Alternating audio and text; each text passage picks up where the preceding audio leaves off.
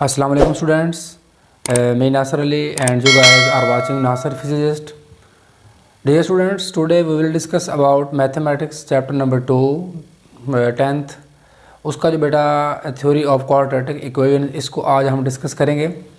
और इसके अंदर जो है हमारे पास सबसे पहले आपको ये बताता चलूँ कि इस चैप्टर में से जो आपका फाइनल पेपर आना है बेटा, वो आपके पास तकरीबन इसमें से 2 नंबर के MCQs आने हैं और आपके तीन इसमें से शॉर्ट क्वेश्चन आने हैं और एक पार्ट जो है आपका लॉन्ग क्वेश्चन का आना है। तो वो बेटा MCQs आपके 2 नंबर के होने हैं, शॉर्ट क्वेश्चन आपके 6 नंबर के आएंगे और 4 नंबर के आपका एक लॉन्ग पार्ट आएगा। तो बेटा एक तो आप लोगों ने इसको अच्छी तरह तसल्ली से तैयार करना है और according to paper pairing scheme तकरीबन 12 नंबर का पेपर जो है इसमें से आएगा। तो let's guys we start it. सबसे पहले बेटा आपने जो काम करना है, इसके अंदर आपने डिस्क्रिमिनेंट का फार्मूला जो है उसको तैयार करना है, उसको याद रखना है। ये आपके पास बेटा डिस्क्रिमिनेंट का फार्मूला दिया हुआ है। इसके अंदर सबसे पहले 2.1 और 2.2 इन दोनों एक्सरसाइज के अंदर जो है ये डिस्क्रिमिनेंट का फार्मूला यूज़ किया गया है और इसकी मदद से काफ़ी सारे क्वेश्चन जो हैं उसको सॉल्व किया जाता है। सिर्फ बेटा आपने इसकी लॉजिक को समझना है कि इसको अप्लाई कैसे करते हैं और ये फार्मूला जो है हमें कैसे बताता है नेचर ऑफ द रूट्स को। तो उसके लिए बेटा हमारे पास 4 पॉइंट्स हैं। इन 4 पॉइंट्स को आपने बेटा तसल्ली से ध्यान से समझना है। सबसे पहले हम बात करेंगे b² - 4ac अगर ग्रेटर देन 0 है तो देन बेटा अगर ग्रेटर देन 0 है और परफेक्ट स्क्वायर है तो फिर उसके रूट्स बेटा क्या होंगे, रैशनल और अनइक्वल होंगे। मतलब अगर आपने b² - 4ac किसी भी आपको क्वाड्रेटिक इक्वेशन दी गई है, आपने उसको हल किया है और आपके पास बेटा 2 रूट्स रूट्स की वैल्यू है n। तो अगर वो एक तो ग्रेटर देन 0 हो और दूसरा परफेक्ट स्क्वायर है तो बेटा उसके रूट्स क्या होंगे, रैशनल और अनइक्वल होंगे।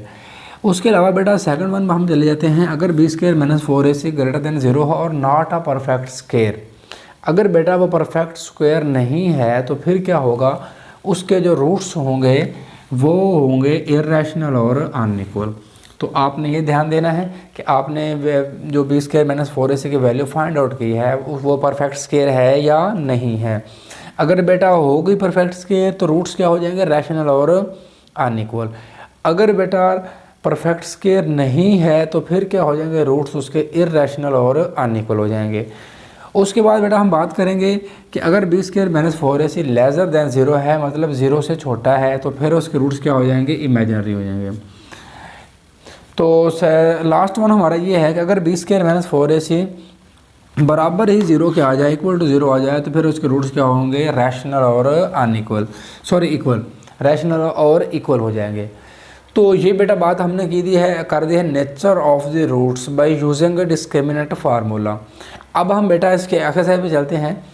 एक्सरसाइज 2.1 के अंदर देखें, इसका जो क्वेश्चन नंबर 1 है बेटा उसके आपने पार्ट नंबर 2 और पार्ट नंबर 4 करना है। इसके अलावा आपने कोई क्वेश्चन नहीं करना और पार्ट नंबर जो 1 है वो आपका शॉर्ट क्वेश्चन के हिसाब से वेरी इंपॉर्टेंट है, उसमें से सम टाइम जो है वो एक आधा शॉर्ट क्वेश्चन दे देता है।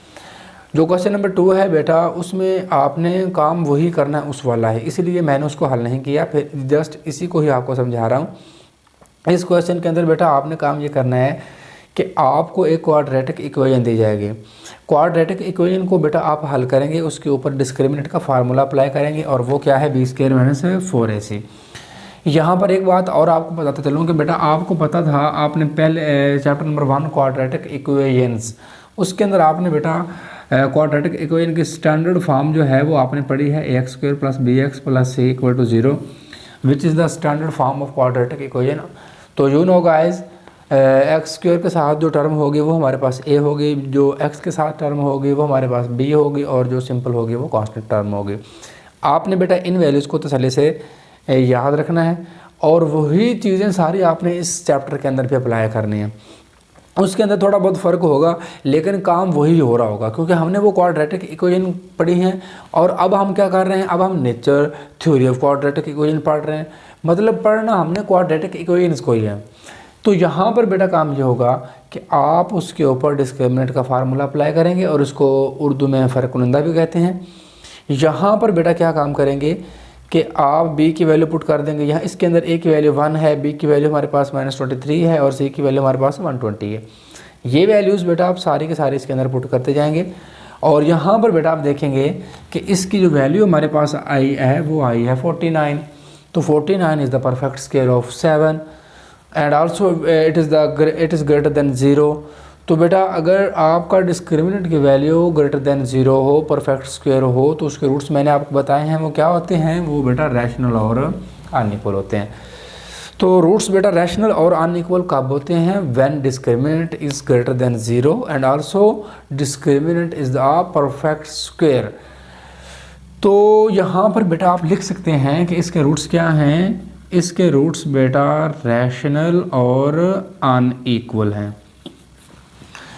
तो अब उसने आपसे ये भी कहा है कि आप इसको वेरीफाई भी करें। तो बेटा आप वेरीफाई करेंगे, आप उसी इक्वेशन को दोबारा हल करेंगे जो आपको इक्वेशन दी गई थी।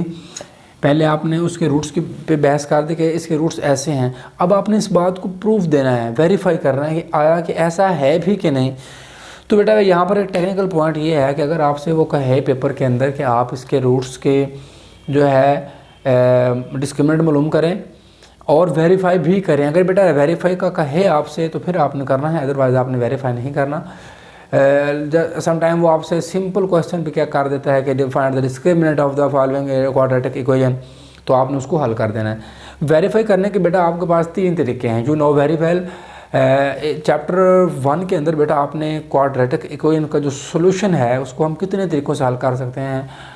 तो बेटा we have 3 methods, by factorization and by completing square and also by using quadratic formula. You have three methods guys, उनमें से जो आपको बेटर लगता है आप वो उसके ऊपर अप्लाई कर दें। तो मैंने यहाँ पर फैक्टराइजेशन, अकॉर्डिंग टू फैक्टराइजेशन बजरिया तजज़ी मैंने उसको हल किया है आपके सामने बेटा।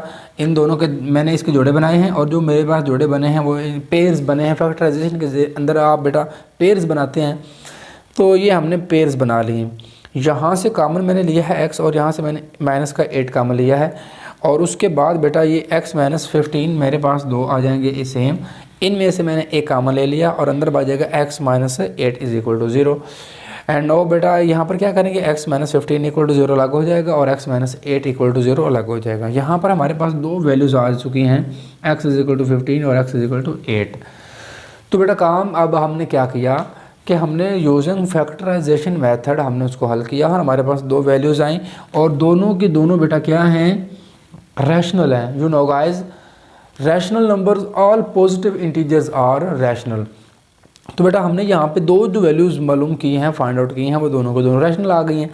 तो इट मीन कि ये वेरीफाई हो चुका है कि वाकई इसके रूट्स क्या हैं, रैशनल और अनइक्वल हैं। तो उसके अलावा बेटा इस एक्सरसाइज के अंदर जो बाकी क्वेश्चन है वो भी सेम एज इट इज़ इसके अंदर इसके इस फार्मूले के ज़रिए होने हैं, b² minus 4ac equal to 0।